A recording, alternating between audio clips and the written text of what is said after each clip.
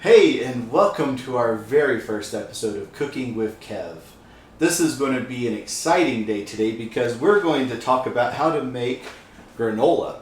And we're going to reach into the deep recesses of this very special cookbook. And if you want, you can read those ingredients from there. There you go. You got them.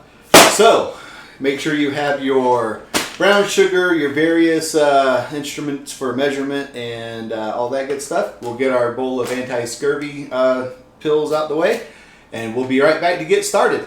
Okay, so here we are. We're now going to start combining our ingredients to get this granola going. So first thing we have to do is we have to put in some butter. Now I've learned over the years that if you have the melted butter, it really works the best. It kind of soaks into the oats, and it works absolutely fantastically. Next thing you need is you need some brown sugar. So just throw that in there. You need some salt. Nice little stein of salt will work. And you're going to need some cinnamon. So here's some cinnamon. That's what the ingredients call for. That's kind of sad, I would say. So whenever you're doing it my way, we just add more, because that's not going to make anybody happy. So there's your cinnamon. And then the next thing you need is some vanilla. And kind of like with cinnamon, vanilla is along the same ways. This is what our recipe actually calls for. But you know what? You can never have too much vanilla.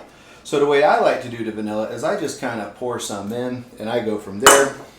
Now you can add some extra stuff if you want to. Like you can add, well, we do have to add flour. But you could add almonds if you want, or almond extract. You can add some raisins, things like that. And then the main ingredient, of course, is the actual oats. Whenever I'm making it, I prefer to use quick oats. My wife, I don't know about the kids, doesn't really matter what they think, but my wife likes regular oats, which, I mean, it tastes fine, but I think quick oats taste better. We're ready to start mixing all this together. So, and basically all you do is you just stir, and stir, and stir.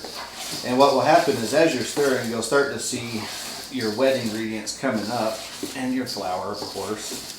And it will start to change the color of your granola until it starts to get a nice brown look to it. And once all your oats are properly mixed in with the butter, this is why I think that melting the butter at first works the best, because it soaks into all these little fine little granules and gets it going nice and smooth. Whereas if you had just stick butter, you'd just be sitting here working on chunks. Ain't that right? Anyway, so once you get all this mixed up, you're going to need some cooking sheets, whatever size you want. We just use a big cookie sheet.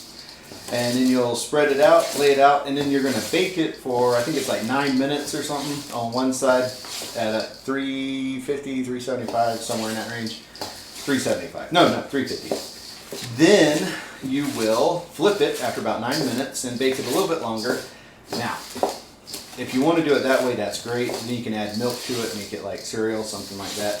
I actually prefer to eat it just like this. Once it's all mixed together, just chow down on it. I think that's the way it tastes best. All right, so give us just a few minutes. We'll get this spread out on some cookie sheets, and we will get it baking. All right, so now we got this mixed up. We may or may not have been munching on a little bit of it in between shots. It's time to start baking it. So you get yourself, like I told you earlier, a little cookie sheet. And if you really want to make your wife happy, you would line it with tin foil first, because apparently cleanup is a lot easier that way. And you know, happy wife, you get to make more granola. So then you just kind of shovel some out here, make a nice little mountain of it, and then spread it out. And we'll have to put a little bit more on there. That's not going to completely cover it. But you want to make a thin little layer. Don't want it to be too thick so that it will bake evenly and give yourself a nice little clump of granola. Alright, so that's it. We're going to take this, we'll throw it in the oven. Oh, also, because apparently I'm supposed to tell y'all exactly how this is made, we'll be posting a in the comments or somewhere. I'll have the recipe so that you can follow along and make your own granola. All right, we'll see you shortly.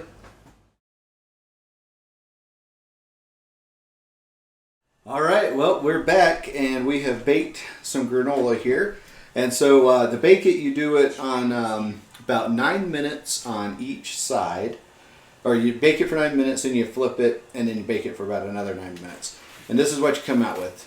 It's been sitting now for a couple minutes, kind of cooling off. Still a little chewy, but it will get a little bit drier as it goes. But I like mine to be a little chewy. So anyway, like I said before, you can use this like in cereal. You can just use it in yogurt, things along that. You can just eat it plain like this. But either way, it's a nice little treat and it's fun. I don't know if it's healthy or not, but who really cares?